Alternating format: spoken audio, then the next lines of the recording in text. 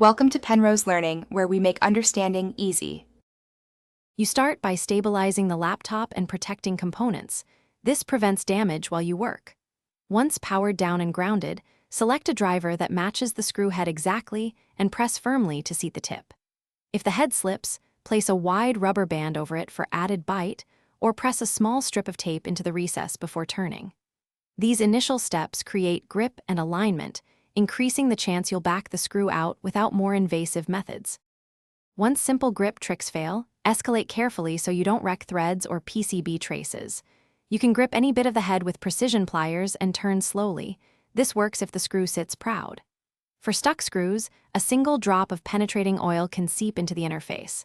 Let it sit, then test gently. Also, a few light taps with a small hammer while holding the driver can fracture corrosion and free the screw. Make sure to support the laptop and avoid excessive force. When all else fails, you proceed to controlled removal methods while protecting the chassis. A drill out is a last resort. Center a small bit in the screw head and remove the crown slowly, then use a left-handed extractor to turn it out. Once removed, install an identical replacement screw and verify the assembly and grounding.